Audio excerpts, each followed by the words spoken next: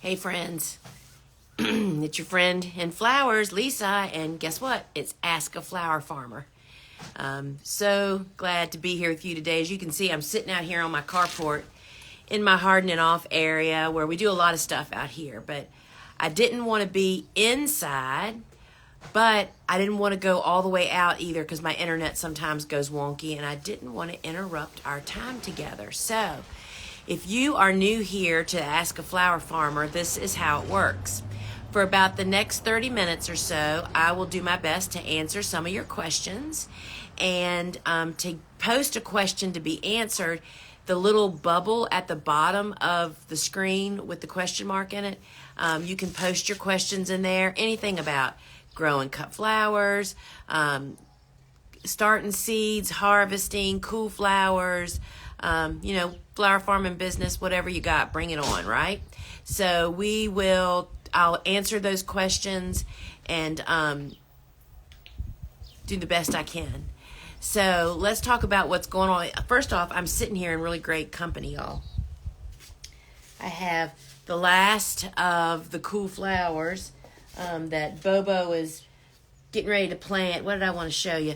So friends, I was just looking at this when I realized I had to go. So, sometimes I do what I have a friend that does this a lot. We leave stuff in trays way too long. You just kind of ignore it. I'm not going to plant it, but you don't want to dump it because what if you maybe need it later?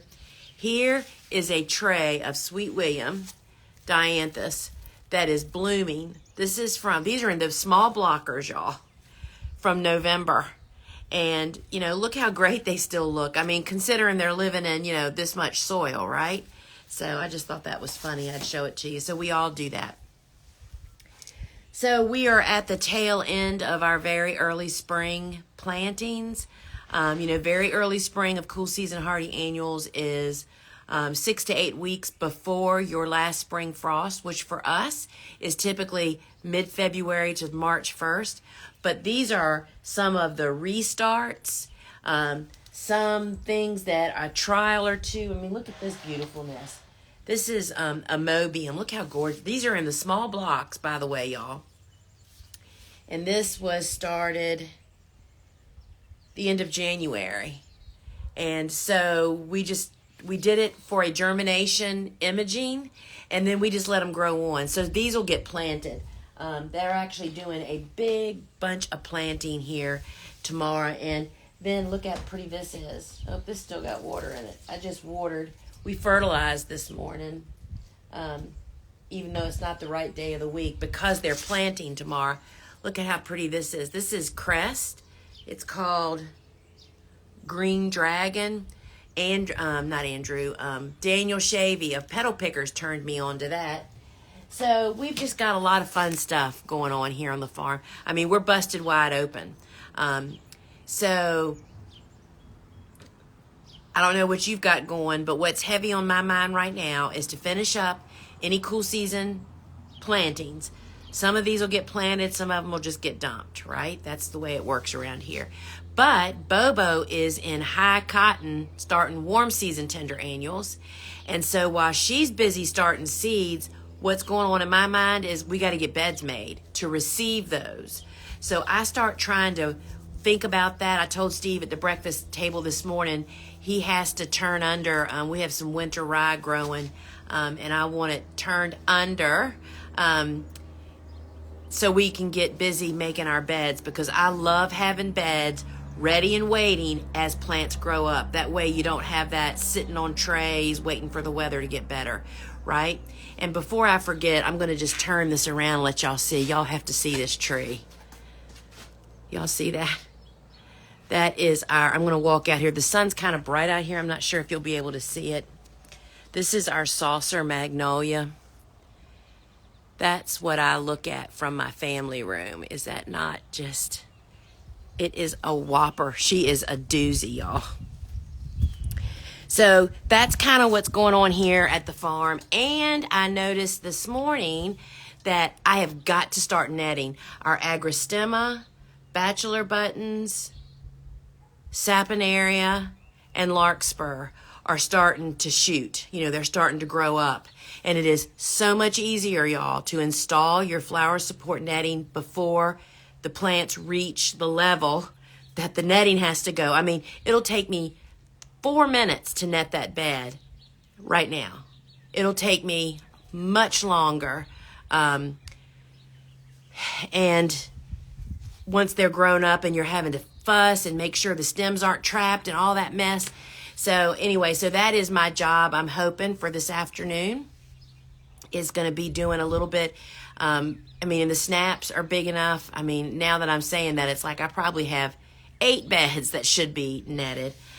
So friends, I do see we have a bunch of questions. So I'm going to jump in and start looking at questions. Do you put your hardy annual sowings on a heat mat? My consulate does not. That's larkspur does not want to grow. Well, larkspur really does better. Here, let me put this up so y'all can see the question. Larkspur is best direct sown outdoors in the fall. I don't know where you are, but this is a perfect example of one of the hardy annuals that really needs a variation of temperature, and that's why fall behavior is best for larkspur. Cool nights, warm days, right? So I have never started larkspur indoors. You have to have that variation in temperature to actually get it. And I don't know where you are again, but it really does best either planted in the fall if it's winter. And I believe it's winter hardy. I'm doing this from memory, y'all, which is not good. Zone 5 or zone 6. So it's pretty winter hardy. So, but that's probably why it hasn't sprouted. And that would, I mean, that's why it doesn't work on a heat mat. It does need warmth during the day, but it needs it cool at night. It's just so much easier to do that.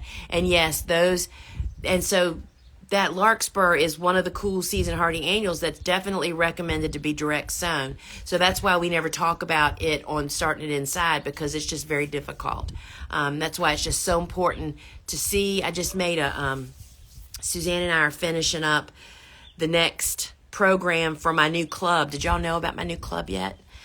So it's a membership, and it just opened on Monday. We already have a pack of people in there, y'all. And it's a private, exclusive group. You can find it. You can actually comment club here, and it'll DM you automatically the link to it. But it's a master class a month, a live Q&A once a month, and a broadcast once a month. Plus, there's an incredible chat board where you can talk amongst yourselves, and it's a lot like Facebook, but without all the ads and people tracking you and all that kind of stuff.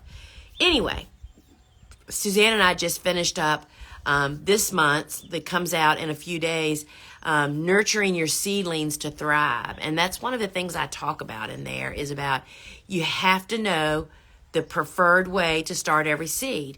And what is the preferred way? The way the seed starts best and is the easiest. And so just wanted to say that. But yeah, if you comment club here, that'll DM you the link to join in that, and it's a lot of fun.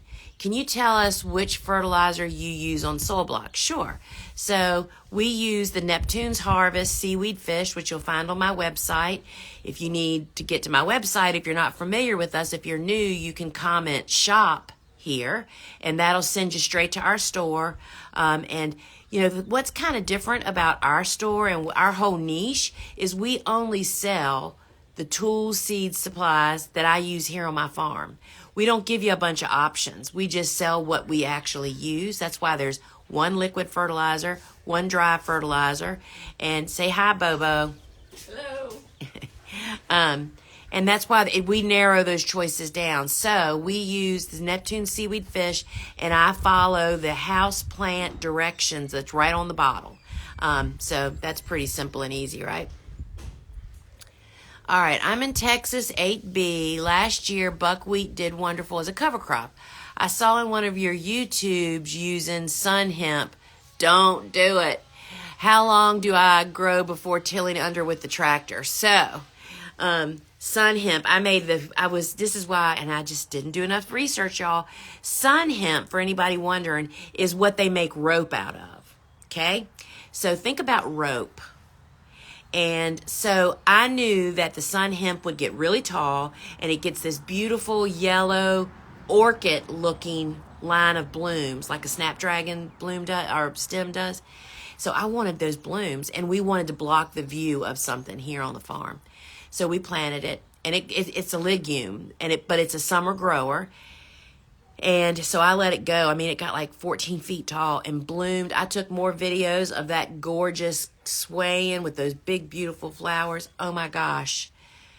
I mean, I thought Steve was going to like leave home. It was so hard to extinguish it. First off, I learned you're supposed to do it when it's like 3 or 4 feet tall. You mow it, then you incorporate it. So don't do that.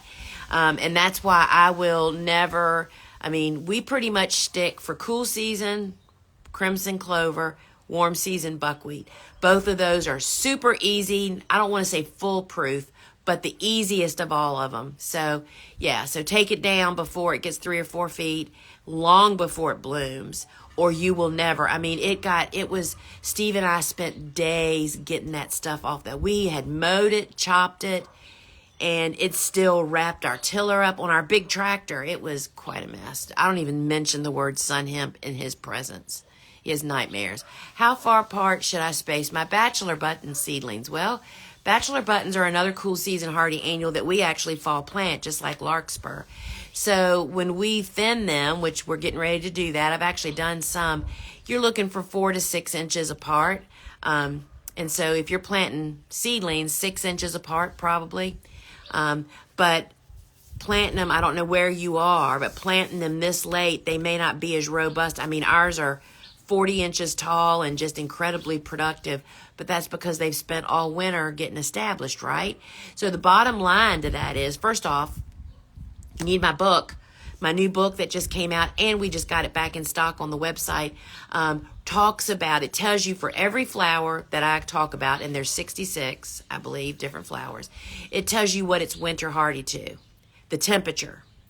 And if you learn what your lowest expected winter temperature, you can Google it, find out what that is, right?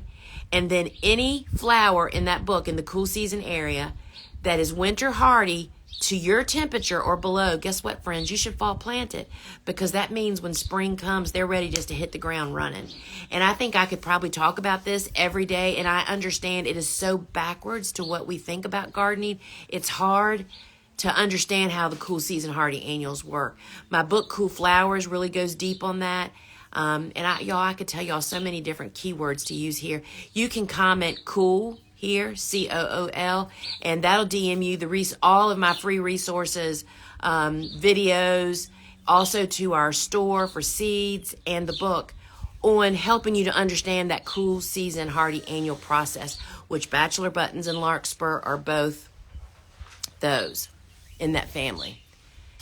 I'm in zone 6B. When should I plant dahlias? I don't grow dahlias. I have grown dahlias, and I certainly do not profess to be an expert. But when you are first planting them, I would say you wait until your last frost, because you want to put them in the ground and allow them to start putting down roots. But I'm just talking from common sense. I have no experience. I don't even remember. It's been over a decade since we've grown dahlias here like that. So I would say that is a Dave Dowling question. If you're one of his students, you could certainly ask him there. But he does Ask a Flower Farmer occasionally. But he would be the man I would ask. And there's a lot of people out there growing dahlias you could find that out from. Which cut flowers would you not put in the cooler? We make bouquets the night before market on Saturday morning. That's a really good question. So here is a really general answer to a really general question. Cool season hardy annuals. Cool season hardy annuals are cool flowers, really like cool weather. Their stems really benefit from cool storage. So when we have a cooler, we turn it on in very early spring as we start harvesting. Like snapdragons and peonies. Peonies aren't a cool season hardy annual, but we have peonies then any of those cool loving plants, their blooms typically really benefit from cold storage. Not only does it invigorate them when you put them in the cooler, it kind of peps them back up, but also it holds them in place so you can sit on them if you needed to for a day or two. So spring flowers in general really benefit from the cooler. And I'll tell you that we typically would turn our cooler off once we were into deep warm season tender annuals, zinnias and coxcomb and sunflowers and lisianthus and all that. Yes, many of them could go into a cooler, but our goal was always to move our flowers. I mean, if you're cutting, you said we make bouquets the night before. Even if you're cutting on Thursday, we would cut on Thursday, make bouquets on Friday, because we were making hundreds at some points. Cut on Thursday, make bouquets on Friday, and go to market on Saturday. In warm season tender annuals, we have an air-conditioned building. They do beautifully in there for that. Now, know that sunflowers, for instance, will continue to open. But that's my general rule. Warm season, don't go in the cooler. Cool season, benefit from a cooler if you have one. And it just helps to store them. But, perhaps one of my biggest smart decisions I thought that I made in my business model is I set up my business that we typically harvested today and then delivered the next day, or made bouquets the next day to be delivered the day after that, meaning we didn't sit on flowers. I never stored flowers in my cooler. They were merely held there like overnight if they were going somewhere the next day and they were cool season. So I hope that helps a little bit. That's kind of a deep question, but that's the way that we do it here. Can you talk more on your sunset and white Snapdragon mixes? I understand they bloom at different times. Sure. So one of the things that, we're big because we took care of so many commercial customers for so many years. Snapdragons are just a huge crop for us. And we sell Snapdragons by the color. I mean, to florists, they want everything by color. It's like, are they pink or, you know what I mean? They don't want to hear the word mixed, because they want to know that it's colors that they can use, right? So about several years ago, as I was walking around trying to harvest pink snaps for one of our florists that needed a lot of Snapdragons, so I needed every pink snap we owned, I was walking around from different planting to different planting of all the different varieties and in all the different colors. Because, like, for instance, Chantilly snaps, I think there's probably 3 different shades of pink you can purchase to grow. Well, I was growing them all. And so I was walking around my garden picking all these different pinks from all these different snaps. And when I brought the buckets in, they were so absolutely beautiful. I thought, what a concept that we can incorporate into one mix and there were many pinks that weren't even blooming at that time yet. They were either coming along in bud, because snap varieties by group do bloom at a little bit different time. So the bucket was absolutely beautiful. And I thought, what a concept. Why not take all the different colors of pink from all the different varieties that I love to grow and make them in a mix, so somebody could start them all at the same time. They're all planted at the same time in the fall. And then you make one big planting, and that carries you through from the very earliest of Chantilly up to the latest, whether it's Maryland or Potomac. I always get confused on those. But it's got a wide window of cuts. And it just seems simpler, particularly if you are a small grower like we've now circled back to, where we're not growing the near volume that we used to. It's just more convenient, right? So the Dragon mix is available in the Gardener's Workshop, and it's not Lane's favorite thing to do. It's difficult to make all those mixes, to buy all the different colors. You have to mix it, and then it's packaged, and we do that. We have white dragons, yellow dragons, pink dragons, and sunset dragons. And the sunset is really quite beautiful. But, it was a step to really help simplify, especially as I find it just really convenient to grow them that way. All right, let's see. This is a great question. Is the new fungus gnat larvicide the same as the Natrol? I only want to use organic stuff. In fact, what a great question, Rosie. So yes, it is the same ingredients. It's BT. And so what she's asking about, fungus gnats are a part of starting seeds indoors, right? Moist soil, or if you have house plants, you've already, I'm sure, met fungus gnats. They're those little teeny gnats that fly around, right? Well, if you have moist soil in that great location of inside in an HVAC house where it's warm and cozy, you're going to get fungus gnats. So we make fungus gnat prevention just part of our cycle. So we prevent a fungus gnat outbreak, which is the worst to experience ever, y'all. So we sold a product for many years that every Wednesday that goes into my watering can, so that everything that's watered, that larvicide kills any developing larva in the moist soil. And so then it became unavailable for us to package. But then we found mosquito bits, which is the same product, just in a different form. It's in little bits instead of powder. And it works like a charm. And you can also put it outdoors in your bird baths to kill mosquito larvae, and it's safe for wildlife and all that kind of stuff. So thank you for asking that. And we went without Fungus Net Control probably almost a year. It about killed us, y'all. All of us. So many people wanted it and we couldn't get it. And anyway, we were so thrilled to find it. Catherine, how frequently do we need to fertilize our new starts once they are in the ground? Snaps, sweet peas, and dianthus. So first off, sweet peas are a legume, and we typically don't fertilize legumes at all. I don't even fertilize them when they're in the tray normally. It won't hurt them too bad if you do, but so everything that we plant is planted into prepared ground. And I will tell you that in the club, the other two, so the club just opened. So if y'all don't know what the club is, that's my new membership. You can comment club here to get the link.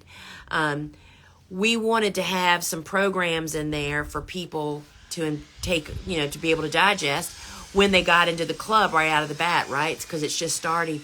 So my two philosophy programs, perhaps the cornerstone to the way that I farm and garden, are in there. One of them is called Groundwork, which is about building soil. And then there's Downstream, which is about the way that I don't use pesticides and how I do that. And it's to help give you the confidence to know that you can walk away from them. Anyway, I talk about fertilizing in there and about preparing the soil. Because we prepare all of our soil when we plant, we don't feel that need, and part of that process is dry organic fertilizer. Plus, our soil is incredibly well fed and healthy because I've been doing this for so long, right? We just constantly are putting stuff back into the soil. And I don't mean fertilizer. And I just love the slide. I show a slide of a sea of buckets of zinnias and coxcomb and sunflowers. And I say, I did not fertilize my way to this image. That is healthy living on my farm. And that's a result. That's just kind of the way that we live here. Y'all, I don't know all the right steps. I don't have any magic. The magic is just mimic nature and give this stuff what it needs. Because we're trying to squeeze as much as we can from these tight spaces and do it over and over again, right? Constantly replanting. When you take care of the soil and don't use pesticides, it's amazing how perfect nature was made to work. And then you tweak what you grow potentially a little bit, and it'll all work great. So snaps and dianthus would be something that could benefit from fertilizer if you don't feel good about the state of your soil. But I would love to drench the soil with that same seaweed fish that I talk about using in my seed trays every Wednesday or every Monday. And when I say drench the soil, that just means you're pouring it on the soil, or you can run it through irrigation. So that would benefit, but you don't want to do it too much. You want to wait to do it when they're really growing, like it's too early now. We're cold here at night still.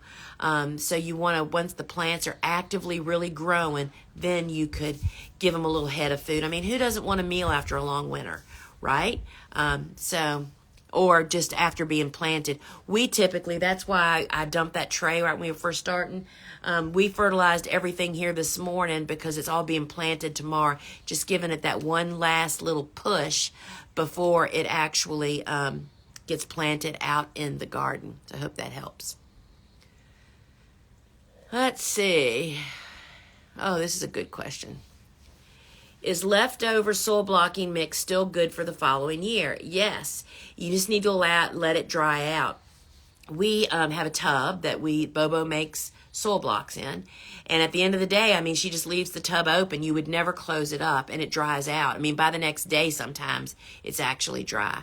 And so at the end of the season, which for us, it's like the end of November to January is the only time we stop in November and start again in January. We would just re-wet that soil and move forward. So as long as it's not wet, you're fine. Should be good to use. That's one of the things I love about it. Do you have tips for dealing with tarnished plant bugs? Oh my gosh.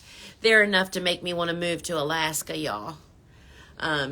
And so we know that we have tarnished bugs, and we know that we suffer from damage. It's not serious because of the natural order being restored here on our farm, which just means we have lots of predators. But I do believe, when I was looking into it probably about 3 years ago, because if you ever get deformed sunflowers, like half of it open. I have 4 minutes left for this, and my phone just told me I'm on low battery, but I think I have enough to make it a go. Anyway, tarnished bug damage is a sunflower that opens up on this side but doesn't open over here. It's just one of many signs of tarnished bugs.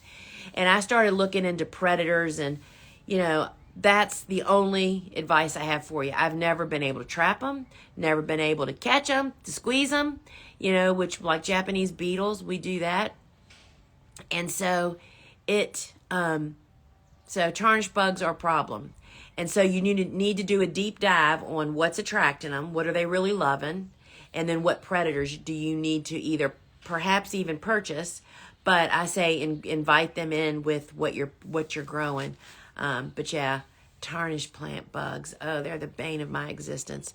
When we used to grow, we were planting at 1,200 a week sunflowers. If I have less than 2 or 3% damaged, I would deal with it, and that's kind of where we were. It's like, oh my gosh, here's 20 of the 1,200 that they look funky, and in fact, retail customers think they're really cool.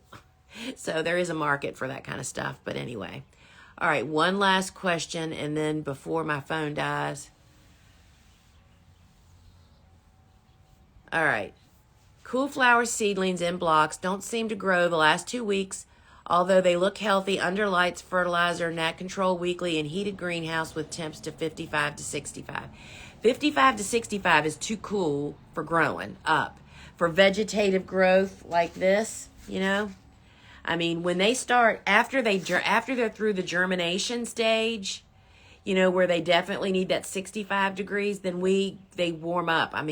They need, for any vegetative growth to happen, you're looking at over 70 degrees at least during the day. And the more you get, 75 would be like a perfect world, but that may be it. And it might be time to move them outside. We're in the 70s this week, even though it's still cold at night. So hopefully that helps, but air temperature definitely affects vegetative growth. So friends, first off, if you want to learn more about the club, you can comment club here. And we were having an app glitch yesterday. I don't know if that's been resolved yet or not, but we're all just learning how to use it. And I sat down last night and read through everybody that a challenge is another part of what happens every month. My challenge this month is to introduce yourself and to post a picture about your flower garden or your flower farm. If you don't, if you're not, it's just wherever you are, why are you here? You know, and I just loved reading everybody's story, and I'm going to try to do that a couple of evenings at night, just to go through and read those. And I can't wait for our first Q&A. And anyway, it's just, this is a new day. And let me tell you one of the reasons that I was really driven to start the club. You know, I do all kinds of talks, just like right here, right? All over the place. And I talk about, you do programs or do lives, and I talk about seed sowing or whatever. Then they just go off into the red, blue yonder. You know, you never see them again. The club gives us a place to have a library, to actually keep these master classes that'll come out every month, keep the live broadcast or the live Q&As, and then there's also a broadcast. And it's just a great way to just really keep providing content, but for allow people to refer to it when they need it. And I'm Lyndon with this. My book is back in stock. I signed 1,000 more Monday and Tuesday evening after the day. And I hope, so that's the end of the first printing. Second and third printing are already in action, but we won't get them until April, and then more in June. So when this 1,000 is gone from us, actually there's 500 more coming, I think. We're getting down to the bottom. So if you want a signed copy with our extra PDF, grab the book. You can comment book here. And that'll send you a link to that. So I hope to see you in the club, and see you Friday on the live shopping show. This week, we're talking green flowers, y'all. What better for St. Patrick's Day, right? All right, friends, until we meet again, thank you so much.